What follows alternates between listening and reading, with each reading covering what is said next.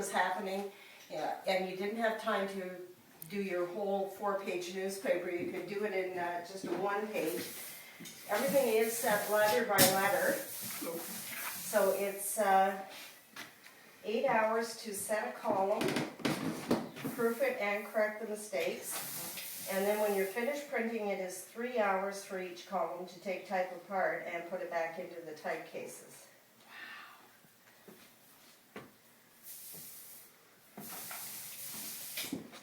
And you ink for every copy that you print.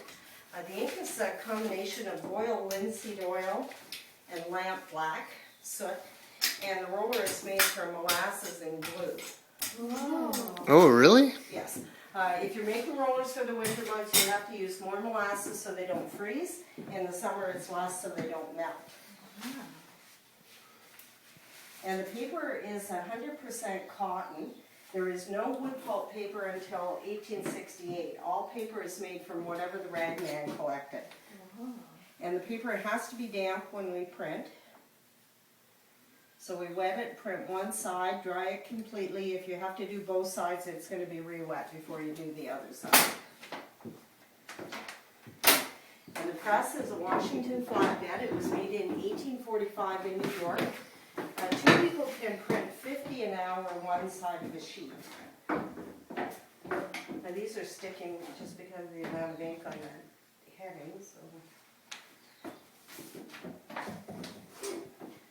Wow, look at this setup.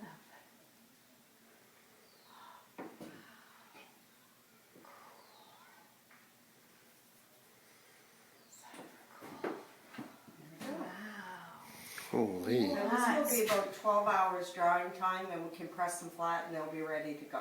And did they hang them to dry? Yes, they would have been on the strings above your head, but I'm kind of short and I can't reach those. Yeah. So we do have drying racks upstairs that I just take them up and throw them over the racks. That is neat. That makes me want to be silkscreen. Makes me want to go into print pressing. Wow, that's really cool. It does a very nice job. It's a lot of work to get there, but one thing that you didn't find in the older printing were mistakes. If you were reading a newspaper, for example, and you found an error in it, excuse me, the editor would go back to the proofs first. Now, proofreading is a trade, so if a proofreader marks a mistake and the typesetter doesn't correct it, they were deducting money from the typesetter's salary to pay for the mistake. If the proofreader was the one that missed it, they lost money. And you only have to take somebody's money away once or twice, and they're going to stop making mistakes. Wow. And you have to ink the letters each time you press? Every copy, yep. So, if we want a colored ink, you can see it in wallpaper. That was made from mineral dye, the same thing they used to color paint. But people were not willing to pay for it. And that's why in any of our advertising, we use as many type styles as we possibly can. That is to get your attention instead of color. Oh, I see. Oh. So I was wondering about that because in modern times, there's a real move towards being very selective, using one or maybe two typefaces. That's because we don't read today. We're scanning. You cannot scan. I think the most I've ever seen is 3 type styles, but it's even difficult to scan that with your eyes. And that's why there's a few tricks that, now they may not have worked as well in 1866 as they work today because people don't actually read things. But I've got a poster in the other room. I don't have it hanging up here, but I'll show you what I mean. Now you have to pull very carefully. Damp paper does tear. Now what is on this one? This is for our 50th anniversary. So one side is news from 1861, the other is news from 1961. Oddly enough, the government was raising our taxes both years. If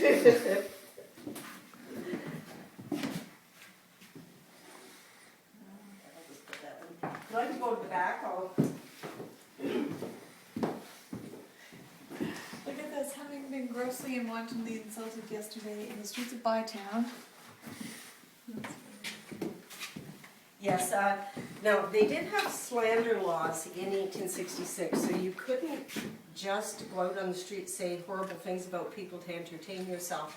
But as long as you firmly believe whatever it is you're saying, and it's all right. So that man must have really believed what he said, because he actually had to pay for those posters. Now, this is what I was talking about. Today, people don't generally even notice this, but that second P is actually a lowercase b, because I didn't have a P. And also in the middle of Canada, that is a V, because I ran out of A's.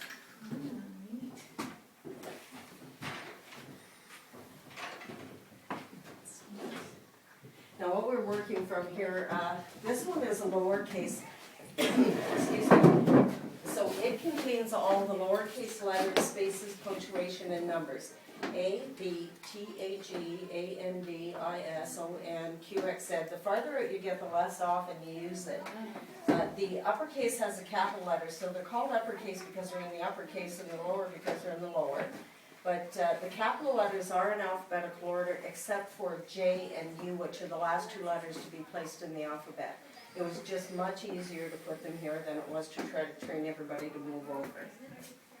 So each printing house would have the same The only layout? time you're going to find a difference in the placement of letters is if the common letters in a certain language are not the same. Now, a French typeface, the placement of the letters is exactly the same, but where we have numbers here, 1 to 0, they had their accented letters here, so their numbers would be up in the cap case.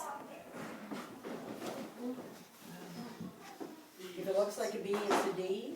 And it looks like a P, it's a Q. And the time travelers didn't get to go there this week.